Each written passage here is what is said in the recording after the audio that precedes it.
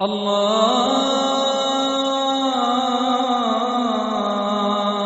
أكبر الله أكبر الله أكبر الله أكبر.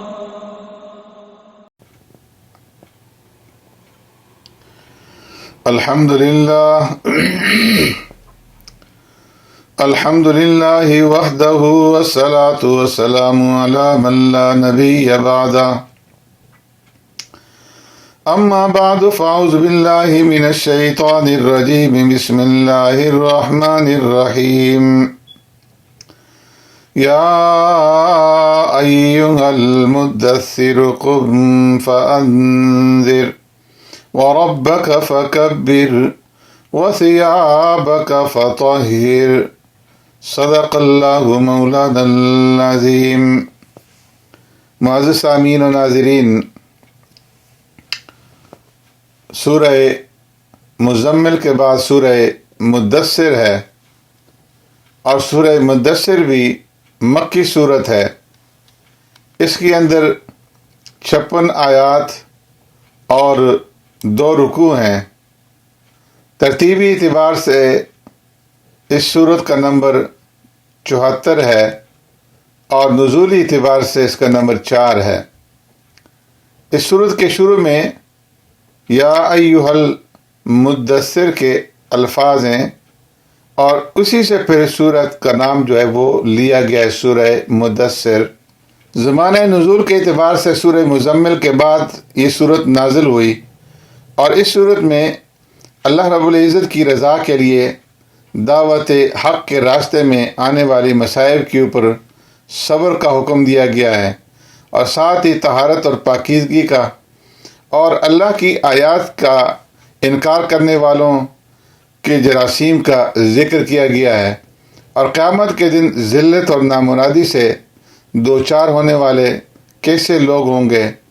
حقوق اللہ اور حقوق العباد کی ادائیگی کے معاملے میں اس کی ذہنیت اور روش کیا ہوتی ہے، اس کا ذکر ہے. اور دین اور اہل دین کے ساتھ ان متکبر لوگوں کا رویہ کیسا ہوتا ہے، اس کا بھی اللہ تبارک و تعالیٰ نے اختصار کے ساتھ اس صورت کے اندر ذکر فرمایا ہے. فرمایا کہ یا ایھا المدثر قم فانذر وربک فکبر وثیابک فطہر. اللہ تبارک و تعالیٰ نے محبت کا اظہار کر کے فرمایا کہ اے چادر میں لپٹنے والے، اٹھیے اور لوگوں کو ڈرائیے، اپنے پروردگار کی تکبیر اور اس کی بڑائی بیان کیجیے، اپنے کپڑوں کو پاک رکھیے، گندگی سے کنارہ کیجیے. پیارے پیغمبر صلی اللہ علیہ وسلم کی 2 مشہور صفتیں نذیر اور بشیر ہیں، اور یہاں صرف نذیر کا ذکر کیا ہے. اس کی وجہ یہ ہے کہ یہ بالکل ابتدائی زمانہ تھا، مسلمان تعداد میں کم تھے، جبکہ کفار بہت زیادہ تھے، اس لیے صرف صفت نذیر کا یہاں پر ذکر کیا گیا ہے. اور یہاں گندگی سے مراد بتوں کی گندگی ہے کہ ان سے اپنے آپ کو آپ جو ہے بچائیے.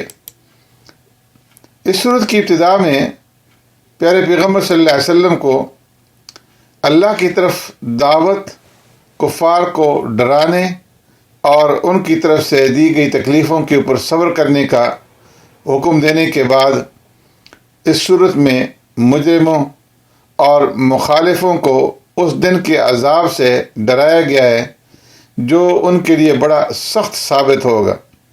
اور پھر اگلی آیات میں پیارے پیغمبر صلی اللہ علیہ وسلم کے اس بدترین دشمن کا تذکرہ ہے جسے ولید بن مغیرہ کہا جاتا تھا.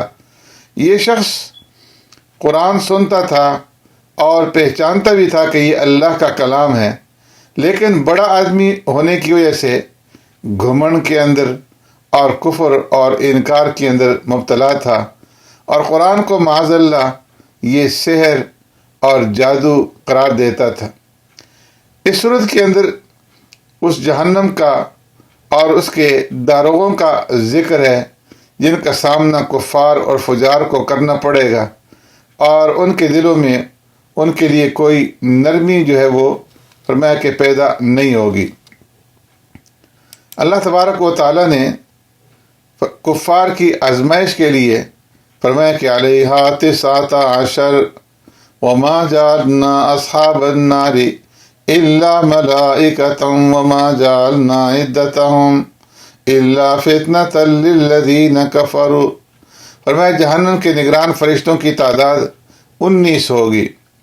اس تعداد کے بتانے میں فرمایا کہ کفار کا امتحان ہے کہ وہ اس کو مانتے ہیں یا اس کا مذاق اڑاتے ہیں۔